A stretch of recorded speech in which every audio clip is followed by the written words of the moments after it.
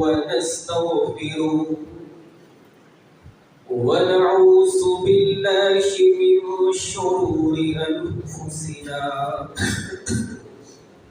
ومن سيئات أعمالنا من يهده الله فلا مضل له ومن يضلله فلا هادي له وأشهد أن لا إله إلا الله وحده لا شريك له وأشهد أن محمدا عبده ورسوله يا أيها الذين آمنوا اتقوا الله حق تقاته ولا تموتن إلا وأنتم مسلمون يا أيها الناس اتقوا ربكم الذي خلقكم من نفس واحدة وخلق منها زوجها وبث منهما رجالا كثيرا ونساء واتقوا الله الذي تساءلون به والأرحام إن الله كان عليكم رقيبا يا أيها الذين آمنوا اتقوا الله وقولوا قولا سديدا يصلح لكم أعمالكم ويغفر لكم ذنوبكم ومن يطع الله ورسوله فقد فاز فوزا عظيما أما بعد فإن خير الحديث كتاب الله وخير الهدي هدي محمد صلى الله عليه وسلم وشر الأمور محدثاتها وكل محدثة بدعة وكل بدعة ضلالة وكل ضلالة في النار أعوذ بالله العظيم وبوجهه الكريم وسلطانه القديم من الشيطان الرجيم من همزه ونفخه ونفسه يا أيها الذين آمنوا هل أدلكم على تجارة تنجيكم من عذاب أليم تؤمنون بالله ورسوله وتجاهدون في سبيل الله بأموالكم وأنفسكم ذلكم خير لكم إن كنتم تعلمون يغفر لكم ذنوبكم ويدخلكم جنات تجري من تحتها الأنهار ومساكن طيبة في جنات عدن ذلك الفوز العظيم وأخرى تحبونها نصر من الله وفتح قريب وبشر المؤمنين اللهم صل على محمد وعلى آل محمد كما صليت على إبراهيم وعلى آل إبراهيم إنك حميد مجيد اللهم بارك على محمد وعلى آل محمد كما باركت على إبراهيم وعلى آل إبراهيم إنك حميد مجيد محترم ساتھیوں، آج شوال کی 26 تاریخ ہے۔ آج کے مختصر سے خطبے کا عنوان ہے قسطنطنیہ کی فتح کے حوالے سے۔ 2-3 جمعوں سے کچھ جنگ کے حوالے سے، ہماری تاریخ کے حوالے سے بیان چل رہے ہیں۔ بیان کا اثر دیکھیں کہ انڈیا جنگ کے لیے تیار ہو گیا، باہر کے ظاہری دھمکیاں دینا، بھر کے مارنا ایک الگ بات ہے، پتہ تو تب چلتا ہے جب میدان میں اترے۔ اللہ اکبر۔ اور ہمارے جوان جب سنتے ہیں کہ انڈیا جنگ کرنا چاہتا ہے، ان کا خون مزید گرما جاتا ہے۔ الحمدللہ پاکستانی ایک ایسی قوم ہے کہ بفضل اللہ یہ جنگ سے ڈرتے نہیں۔ دیکھ لیجئے یہ 2-3 دنوں سے پاکستانیوں نے جو اس کا حال کیا ہے، جو اس پر لطیفے کسے ہیں، کیونکہ اس وقت مورال کی جنگ چل رہی ہے۔ اصل یہ دیکھا جاتا ہے کہ اخلاقیات میں اور بین الاقوامی سطح پر کون جیتتا ہے۔ اب یہ جنگ صرف ہتھیاروں کی نہیں ہے، ہتھیاروں کی جنگ کا وقت وہ گزر چکا ہے، ہتھیار بھی چلیں گے، لیکن اصل اب یہ ہے کہ کسی کو باور کروانا کہ یہ نیچا ہے، یہ پست ہے، یہ کمتر ہے، یہ بزدل ہے، اس میں ہمت نہیں ہے۔ تو اگر آپ غور کریں تو یہ 2-3 دنوں سے اللہ کے فضل سے ہماری حکومت نے بھی، فوج نے بھی اور عوام نے جو رد عمل دیا بڑا حوصلہ مند ہے، بہترین ہے۔ اور جوان تو جوان رہے، کل مجھے ایک بزرگ تقریباً 70 سال کے یا زیادہ ہو گئے ڈنڈا پکڑا ہوا تھا، کہتے ہیں جنگ ذرا ہوتے تھے، میں ڈنڈا بھر کے بھی گانے چاہتا ہوں انڈیا دی ایسی ایسی۔ میں نے سوچا کہ جہاں ہمارے ان بزرگوں کے یہ جذبات ہیں، ایسی قوم کو دشمن میدان میں خاک شکست دے گا اللہ کے فضل سے۔ ٹھیک ہے عقائد میں کمزوریاں ہیں، ہمارے اعمال میں کمزوریاں ہیں، لیکن رب کعبہ کی قسم جب سے جناب محمد صلی اللہ علیہ وسلم کے کلمے پر ہمارا ایمان ہے، دل میں دشمنوں کی دھمکیوں سے کبھی خوف آیا ہی نہیں ہے۔ اور یہ جو تاریخ بیان کی جاتی ہے نا، کبھی بدر کا ذکر، کبھی احد کا ذکر، کبھی حنین کا ذکر، کبھی قادسیہ کا ذکر، یہ ذکر اس لیے ہوتا ہے کہ ہم کچھ سیکھیں گے۔ جو پہلے ہماری جنگوں میں کمزوریاں رہ گئی، ان کمزوریوں کو دور کریں گے اور اپنے اسلاف کی تاریخ سے سبق حاصل کریں گے۔ یہ ہماری تاریخ ہمیں ہمت دیتی ہے، ہمیں حوصلہ دیتی ہے، ہمیں جرأت دیتی ہے۔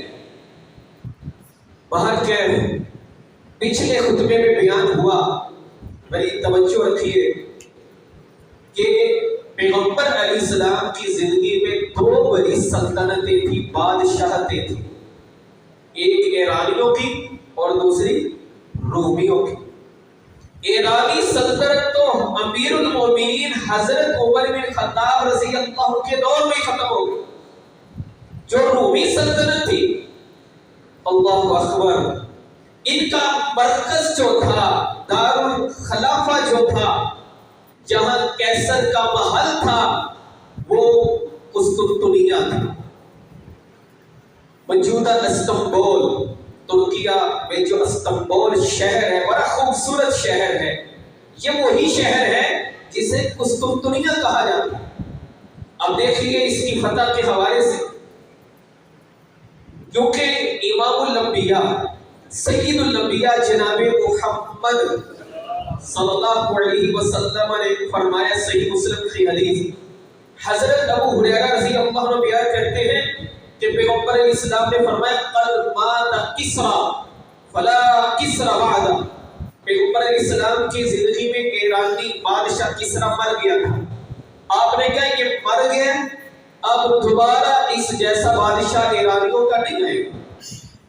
آگے کیا فرمایا، وَإِذَا هَلَكَ قیصر، جب رومیوں کا بادشاہ کیسر ہلاک ہوگا، فلا قیصر بعد، اس کے بعد کیسر جیسا بادشاہ بھی نہیں آئے گا۔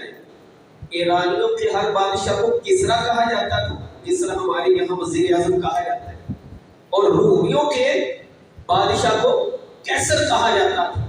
یعنی پیغمبر علیہ السلام نے اپنی زندگی میں ہی یہ پیشگوئی کر دی، فرمایا کیسر ٹوٹے گا، اس کے بعد ایسی حکومت رومیوں کی قائم نہیں ہوگی۔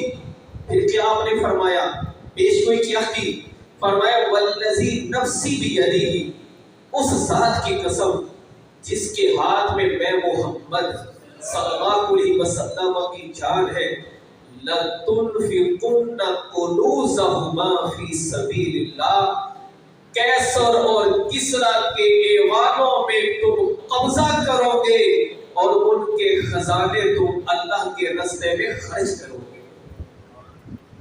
آپ ذرا اندازہ کریں پیغمبر اسلام جب یہ باتیں کہہ رہے تھے اس وقت کیا صورتحال تھی؟ کوئی تصور کر سکتا تھا؟ ذرا سوچیے کہ جب چند گنے چنے مسلمان ہیں، مدینہ کی صورتحال یہ ہے کہ معاشی طور پر دیوالیہ ہے، کوئی ابھی معاشی طور پر بہتری نہیں ہے، سرحدیں کوئی خاص محفوظ نہیں ہے، ہر طرف سے دشمن ہے، اور دشمن چند گنے چنے مسلمانوں کو ختم کرنا چاہتا ہے۔ کسی کے پاس اپنا جسم ڈھانپنے کے لیے 2 کپڑے موجود نہیں ہیں۔ ایسی صورتحال امام کائنات علیہ السلام سے پوچھا گیا کیا ایک کپڑے میں نماز ہو جاتی ہے؟ آپ نے فرمایا کیا تم میں سے ہر ایک کے پاس 2 کپڑے ہیں؟ یعنی یہ حالت تھی، کھانے کی یہ کیفیت تھی کہ 2 مہینے گھر میں چولہا نہیں چلتا تھا، غربت تھی، بے روزگاری تھی، چند گنے چنے لوگ تھے۔ اس وقت کیسر اور کسرا کی سلطنتیں سونے اور چاندی میں کھیلتی تھی، اس قدر وہ مضبوط لوگ تھے۔ ایسے حالات میں امام کائنات علیہ السلام کہہ رہے ہیں کہ کسرا پر بھی تمہارا قبضہ ہوگا، کیسر بھی ہلاک ہوگا اور تم ان کے خزانے جو ہیں خرچ کرو گے۔ یہ بات سمجھ میں نہیں آ رہی تھی، لیکن اندازہ کریں امام کائنات علیہ السلام کی وفات کے صرف 3 سال بعد 3 سالوں بعد کسرا کے خزانے مسلمانوں کے قدموں میں ڈھیر ہو گئے۔ اللہ اکبر۔ رومیوں کو بھی جگہ جگہ شکست ہوئی، یعنی اندازہ کیجئے اللہ اکبر، اس قدر یہ حقیقت پر پیش گوئی پیغمبر علیہ السلام اپنی زندگی میں کرے۔ پھر اسی طرح قسطنطنیہ کی بات ہو رہی ہے کہ حضرت ام حرام رضی اللہ عنہا بیان کرتی ہے، صحیح بخاری میں 2924 نمبر حدیث ہے جو بڑی اہم ہے قسطنطنیہ کے حوالے سے، اور میں نے حدیث کا نمبر بھی اس لیے ذکر کیا کیونکہ یہ واقعہ کب پیش آیا اس پر بھی غور کرنا ہے۔ کہ فرماتی ہے کہ رسول اللہ صلی اللہ علیہ وسلم نے فرمایا، صحیح بخاری 2924 نمبر ہے، پیغمبر علیہ السلام نے فرمایا اول جیش من امتی یغزون البحر قد اوجبوا، میری امت کا سب سے پہلا لشکر جو سمندری حملہ کرے گا، جو بحری بیڑے کے ذریعے لشکر کشی کرے گا، فرمایا انہوں نے اپنے لیے جنت واجب کر دی۔ یعنی پہلا اسلامی بحری لشکر امام کائنات علیہ السلام اپنی زبان سے یہ فرما گئے قد اوجبوا، جنت ان کے لیے واجب ہو گئی ہے۔ اللہ اکبر۔ حضرت ام حرام فرماتی ہے، میں نے کہا یہ عورتوں کے لیے بھی بہت بڑا سبق ہے۔ حضرت ام حرام جو ہے یہ حضرت عبادہ بن صامت رضی اللہ عنہ کی زوجہ ہیں، عورت ہے۔ پیغمبر اسلام جہاد کا ذکر کر رہے ہیں، غزوے کا ذکر کر رہے ہیں، اور بحری جنگ کا ذکر ہو رہا ہے۔ آپ جانتے ہیں نا بحری جنگ کوئی آسان جنگ نہیں ہوتی۔ قسطنطنیہ کی مشکل ترین فتح میں اصل رکاوٹیں ہی بحری رستوں کی تھی، وہ آگے میں انشاءاللہ بیان کرتا ہوں۔ اب بحری جنگ کا ذکر ہو رہا ہے۔ آج غزہ کے معاملات، فلسطین کے یا کشمیر کے یا انڈیا کے جو معاملات ہیں، آپ اس فتح کو دیکھیں اور اللہ کے فضل سے دل بڑے مضبوط ہوں۔ مسلمان ابھی بھی پیچھے نہیں ہیں جس طرح آپ سوچتے ہیں یا دکھایا جاتا ہے، اس قدر مسلمان ابھی محکوم نہیں اللہ کے فضل سے۔ تو بہرکیف فرمایا کہ پہلا اسلامی بحری لشکر، کہا جنت واجب ہے، حضرت حرام کہتی ہے نہ کہ رسول صلی اللہ علیہ وسلم انا فی، کیا ان خوش نصیبوں میں شامل ہوں گی؟ کون ہے؟ عورت ہے، صحابیہ ہے۔ امام کائنات علیہ السلام نے فرمایا انت فیہم، تم اس لشکر میں شامل ہوگی۔ اللہ اکبر۔ اور ایسا ہی ہوا، پیغمبر علیہ السلام کی زندگی میں کی ہوئی پیش گوئی واقعتاً حضرت امیر معاویہ رضی اللہ عنہ کے دور میں سچی ثابت ہوئی کہ حضرت امیر معاویہ رضی اللہ عنہ نے پہلی پہرا بنایا اسلام میں، پہلی فوج حضرت امیر معاویہ رضی اللہ عنہ نے تیار کی، اور اس لشکر میں اس وقت حضرت حرام بھی شامل تھے۔ اچھا، پھر مزید نبی صلی اللہ علیہ وسلم نے کیا فرمایا؟ کہا اول جیش من امتی یغزون مدینہ قیصر، میری امت میں سے سب سے پہلا لشکر جو کیسر کا شہر، کیسر کے شہر سے مراد قسطنطنیہ، جہاں کیسر بادشاہ کا محل تھا، کا جو پہلا لشکر وہاں غزوے میں شامل ہوگا، مغفور لہ، ان سب کو معاف کر دیا، وہ سارے بخشے ہوئے لوگ ہیں۔ حضرت حرام کہتی ہے میں نے کہا انا فیہم، کیا میں اس لشکر میں شامل ہوگی؟ پہلے میں تو کہا تھا ہوگی، دوسرے میں پوچھا کیا میں اس میں بھی ہوگی؟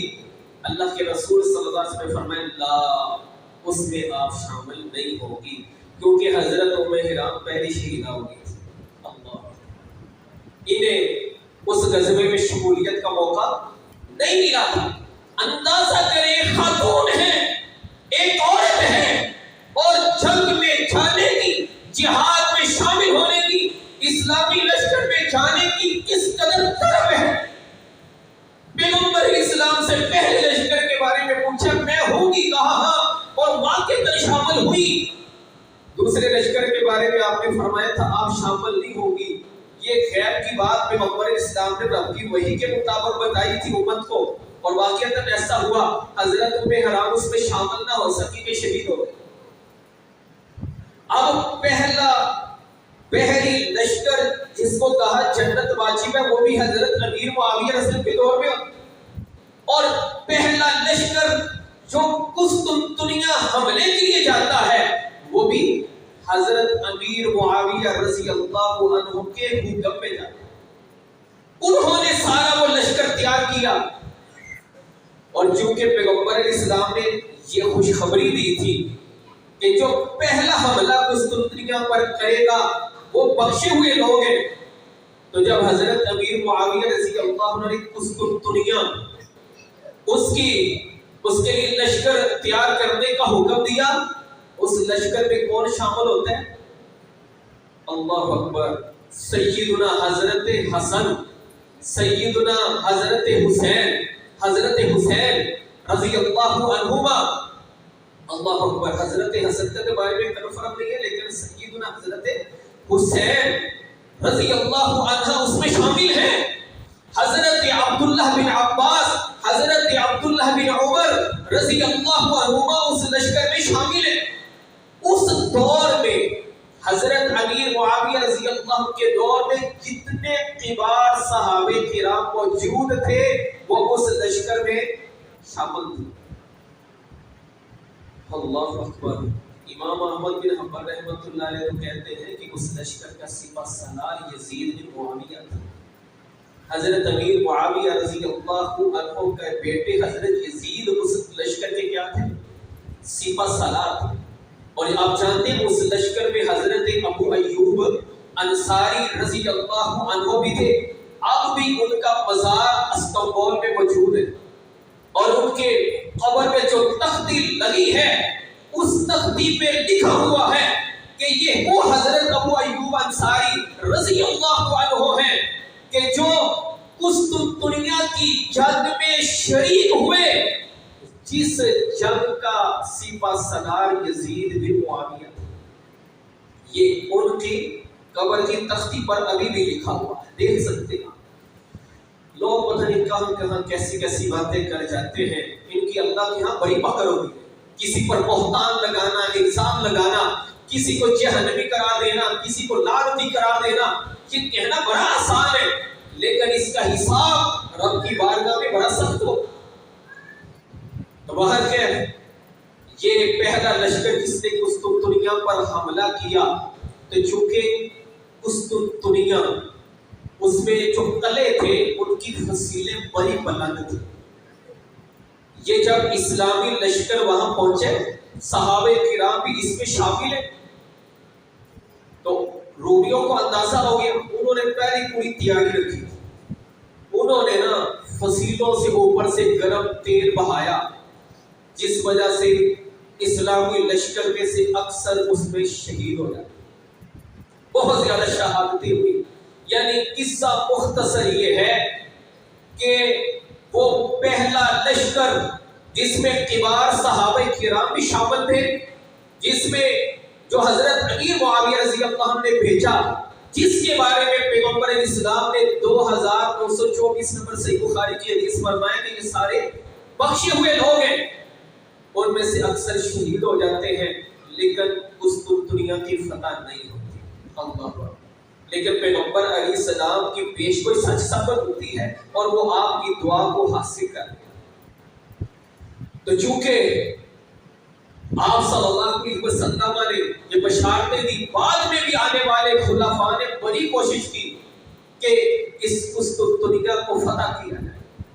ایک روایت مسند احمد کی ہے جس کو ہمارے آج کے محققین نے تو ضعیف قرار دیا ہے، بعض اہل علم اسے صحیح بھی قرار دیتے ہیں کہ آپ صلی اللہ علیہ وسلم نے فرمایا کہ لَتَفْتَحُنَّ الْقُسْطُنطُنِیَّہ، تم ہر صورت قسطنطنیہ کو فتح کرو گے، کہ فرمایا وہ امیر بھی بڑا شاندار ہوگا اور وہ لشکر بھی بڑا شاندار ہوگا۔ بھر کے وہ روایت ثابت ہو یا نہ ہو، اس کی جگہ صحیح مسلم کی دیگر روایات موجود ہیں کہ جس میں پیارے پیغمبر علیہ السلام یہ جو پہلی حدیث ہے صحیح بخاری کی، اس میں یہ رغبت تو پیغمبر اسلام دے چکے تھے کہ قسطنطنیہ کی فتح کے بارے میں، یا اسی طرح صحیح مسلم کی روایت میں آپ یہ کہہ چکے کہ اذا ہلک قیصر فلا قیصر بعد، جب کیسر تباہ ہوگا تو بعد میں پھر کیسر جیسی سلطنت نہیں رہے گی۔ تو یعنی یہ رغبتیں تو واضح پیغمبر اسلام زندگی میں دے چکے تھے۔ اللہ اکبر۔ جس وجہ سے امیر معاویہ رضی اللہ عنہ کے دور کے بعد حضرت امیر معاویہ رضی اللہ عنہ نے تو 49 ہجری کو یہ کوشش کی، قسطنطنیہ کے حوالے سے لشکر تیار کیا، مہم بھیجی، وہ ناکام ہوئی۔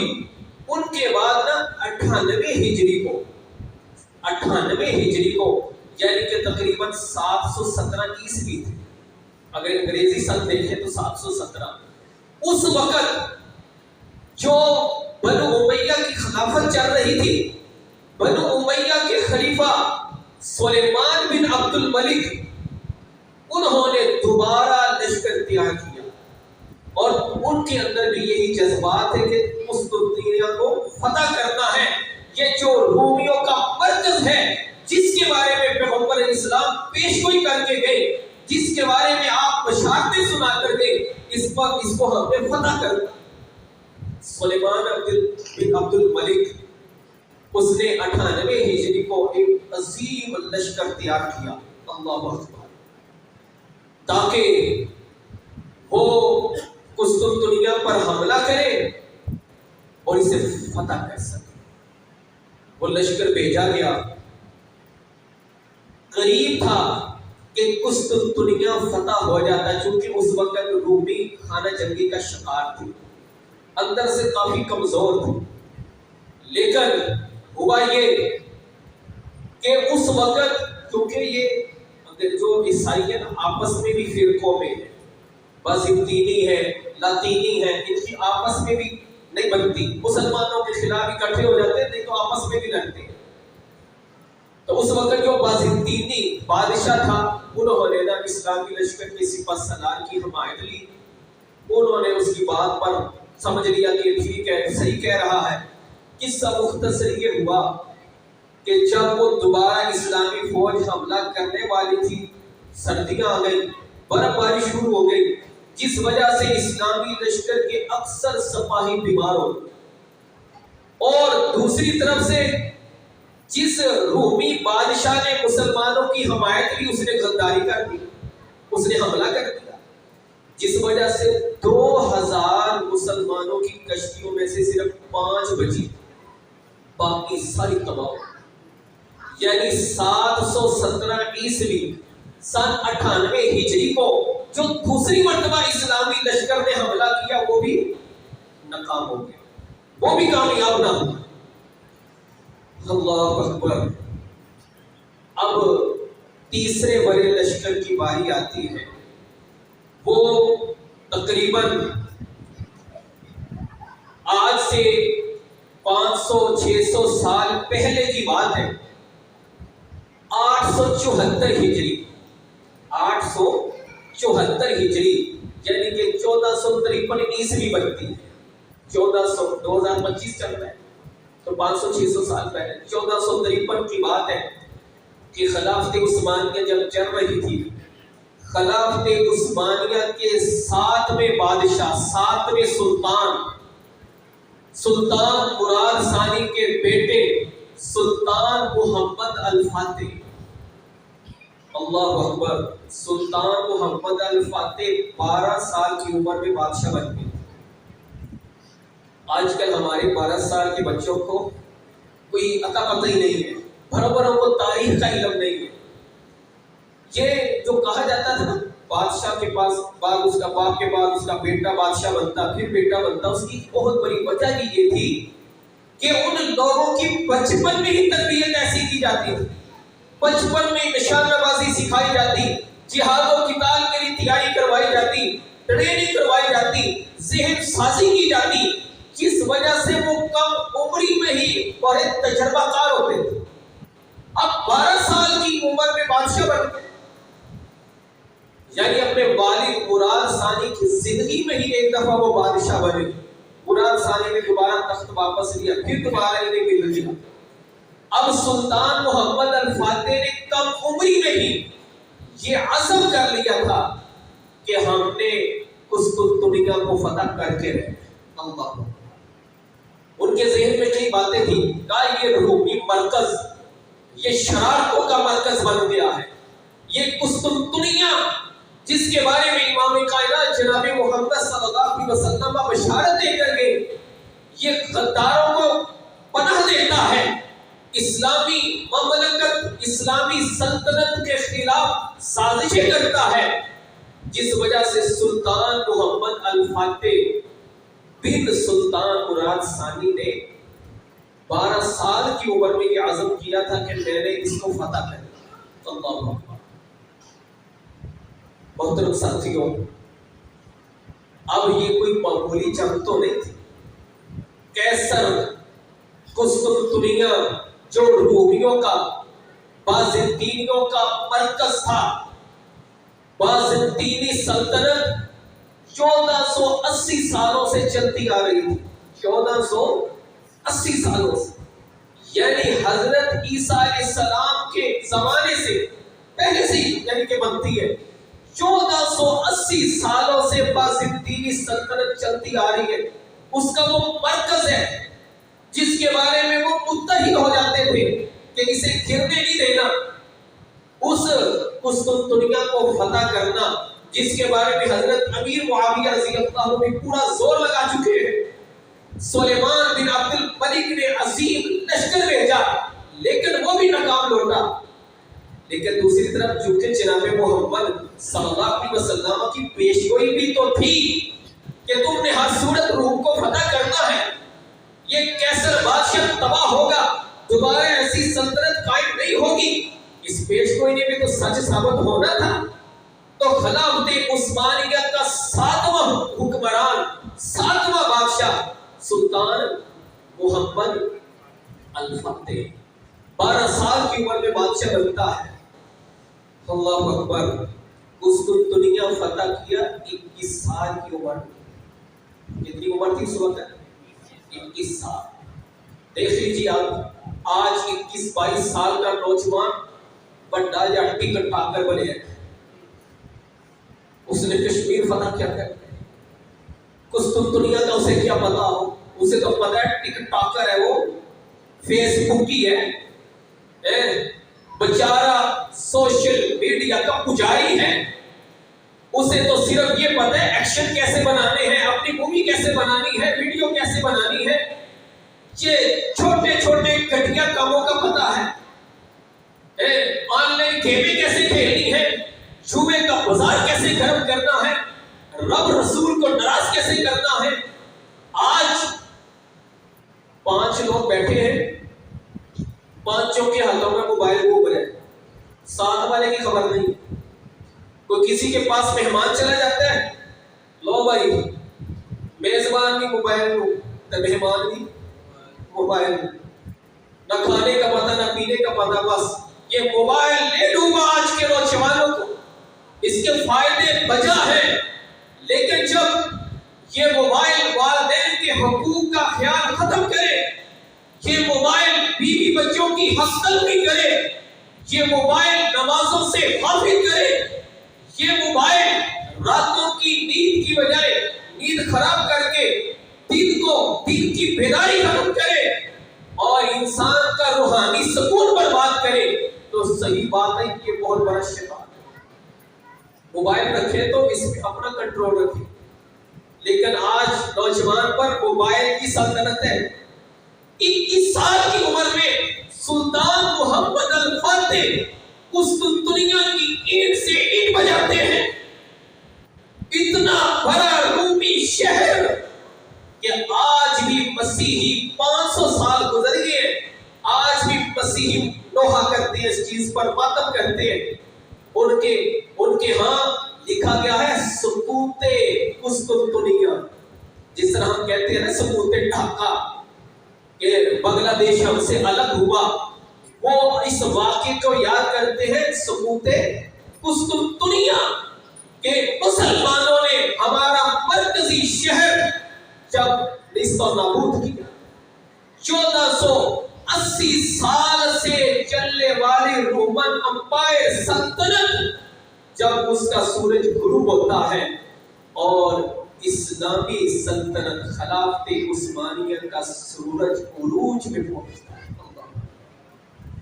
سلطان محمد الفاتح نے بڑی حکمت عملی کی، قسطنطنیہ کو فتح کرنے کے لیے، چونکہ وہ عزم کر چکے تھے، انہوں نے بڑے حملے کیے، ناکام ہوئے، رکے نہیں، حملہ کیا ہے پھر ناکام ہوئے، رکے نہیں، بھائی بھی غدار نکلا، اپنوں میں بڑے غدار موجود تھے، جاسوس بھی موجود تھے، بار بار حملہ کیا ہے، بڑی جنگیں لڑی ہیں، لیکن پیچھے عزم سے پیچھے نہیں ہٹے، کرتے رہنا فتح سے۔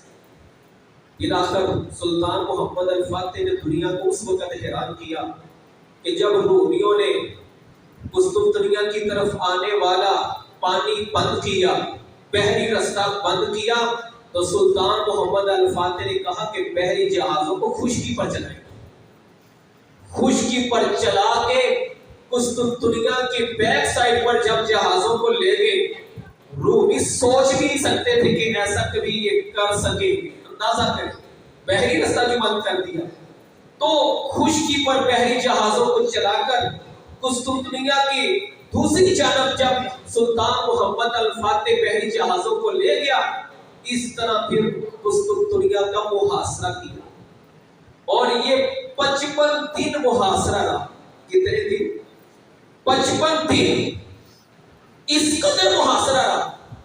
بہت کے قصہ مختصر یہ ہے، تقریباً 1.5 لاکھ کی تعداد میں اسلامی فوج تھی، اور رومی تو سارے تھے، اور ان کی تو تعداد گنی نہیں جا سکتی کیونکہ وہ سارے شہر میں موجود تھے۔ سلطان محمد الفاتح نے خشکی پر بحری جہازوں کو چلایا، قسطنطنیہ کا محاصرہ کیا، 50-55 دن کئی مارکے ہوئے، بالآخر 55 دنوں کی جنگ کے بعد وہ وقت آتا ہے جب قسطنطنیہ پر اسلامی جھنڈا لہراتا ہے۔ اللہ اکبر۔ شاید سلطان محمد کو کوئی بھی نہ جانتا، لیکن جب قسطنطنیہ فتح کیا، اس کے نام کے ساتھ سلطان محمد الفاتح لگا دیا گیا کہ یہ وہ ہے جس نے 15 صدیوں سے چلنے والی رومن امپائر کا تختہ تباہ کیا اور امام کائنات جناب محمد صلی اللہ علیہ وسلم کی دی ہوئی پیش گوئی کو سچ ثابت کیا. اور اس وقت سے لے کر اب تک قسطنطنیہ مسلمانوں کے پاس ہے، کیونکہ سلطان محمد الفاتح نے قسطنطنیہ کو نام دیا تھا اسلام بول. اسلام بول کہ یہ وہ علاقہ ہے جہاں اسلام کا بول بھالا ہوا. کیونکہ ترکیہ زبان کے کئی لفظ اردو سے ملتے جلتے بھی ہیں جو ہمارے ہاں بولے جاتے ہیں. تو اسلام بول چلتا آیا.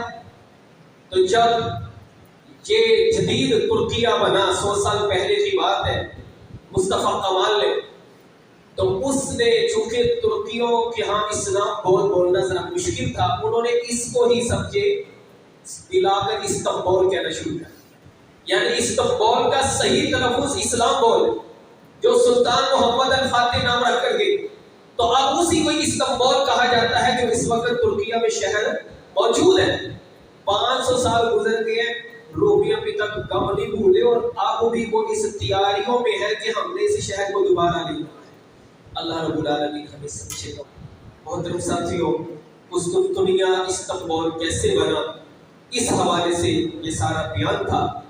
اللہ رب العالمین نے سورۃ الصف میں فرمایا ہے ایمان کیا میں تجھے ایسی تجارت بتاؤں جو تمہیں دردناک عذاب سے نجات دے. وہ یہ ہے کہ تم اللہ اور اس کے رسول پر ایمان لاؤ اور اللہ کے راستے میں مال اور جان کے ذریعے جہاد کرو. یہ جہاد ایک ایسا عمل ہے جو قوموں کو ترقی دیتا ہے، عروج دیتا ہے. مقروض قومیں بھی وہ خوشحال ہو جاتی ہیں. جہاد ایک ایسا عمل ہے. اس لیے اللہ نے فرمایا اسی وقت اللہ نے قرآن میں کہہ دیا تھا وَأُخْرَىٰ تُحِبُّونَهَا نَصْرٌ مِّنَ اللَّهِ وَفَتْحٌ قَرِيبٌ. رب کی طرف سے ہر دور میں ایسا رہے گا کہ اللہ کی طرف سے مدد بھی آئے گی اور فتح بھی ملتی رہے گی. وَبَشِّرِ الْمُؤْمِنِينَ کا مومنوں کو خوشخبری دے. میں نے بتایا قسطنطنیہ ایک لمبے عرصے سے 1480 سالوں سے رومیوں کے تحت رہنے والی سلطنت. پہلے ان کے باقاعدہ ایک رومی سلطنت تھی تقریباً 65 سال کے رہی.